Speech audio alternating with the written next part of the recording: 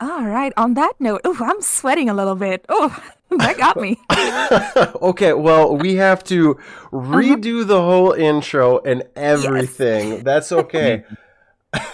So if you're tuning in to what obviously is the title, and we're just going to give like a quick little blurb right here. We totally forgot to start recording on our the devices that we use, so we're going to have to redo this intro all over again. That's okay. You're here. You're listening. Thank you for showing up. I'm one of your co-hosts, Alex, and we have two other people here. Go ahead and introduce yourself. Hey guys, I'm Clark. And I am Lily. Hello again, even if Well- you didn't hear me the first time. Yeah, right. Okay. Lily was just explaining the entire thing pretty much. We only got about 10-15 minutes in, maybe. Yeah, but Lily, I apologize. You're going to have to say Okay. everything over again. And when you say some of this stuff, I think we'll just point out what we asked before. I guess I had questions, but go ahead, Lily. Go ahead and start. All right. You know what? It's just part of the story. It's just like that sometimes. Yep. And I was telling you that some of the sources just disappear.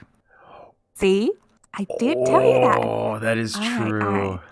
Let's backtrack. Let's start at the beginning. Okay. The story we're about to talk about is a small town in the south of France. It's very mysterious. You may have heard of it, but you also may not have heard of it because it's very small and it's kind of a little dot, even in France, honestly. It's in the countryside, not very known about. It's called Rennes Le Chateau, and it literally means Rennes, the castle.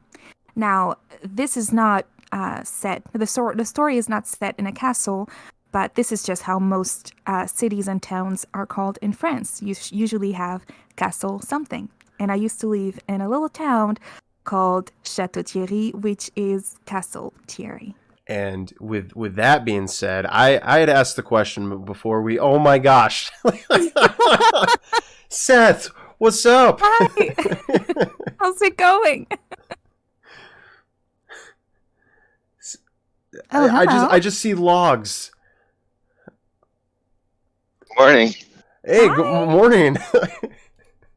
I'm just drinking my coffee, and I gotta go in a little bit, but Aw, Okay, okay. this well, is very picturesque. I'm just here to listen. okay. All right. Well, Okay. welcome. Well, before Seth got here, I had asked the question previously before we started recording. Clark had told us why in France everything has like castle in it. Clark, do you want to explain that again? Yeah, the short answer to that is that going back to like feudal times, most of the time your small towns and your farms and your villages would be responsible to the lord of a like nearby castle, or that would be basically the structure of the time, class wise. So would have Les Chateaux on the end of a lot of towns because they were normally the town that was responsible to this lord. So they were under his, I guess, protection jurisdiction. Mm-hmm. Okay. All right. Well, thank you. Makes Now a lot of sense. yeah. Now we're all spun up, and then yeah, you were saying, Lily. So this story is truly one to lose yourself in. There's a lot of patterns, symbols, puzzles, but also mysterious death. Some of the characters, you will hear their name a couple of times within this presentation. You might want to look into them a little bit, but be mindful of the sources. Screenshot them, save them somewhere, because as I was saying, sometimes you'll find a book, a podcast, a video, and it will just disappear. This story is really famous for having a lot of lies, misdirections, fairy tales, and sometimes the source you were referring to is just gone. I find that so weird. I don't know. Isn't it? I don't know how that. I told Lily too, or I asked her. I'm like, so you're telling us that this episode and That's Effing Weird could just go missing in like 5 years, and her response was yes. And that's effing weird. Maybe we will be missing. Again, don't say that. You're putting bad luck on us. It'll be fine. It'll be fine.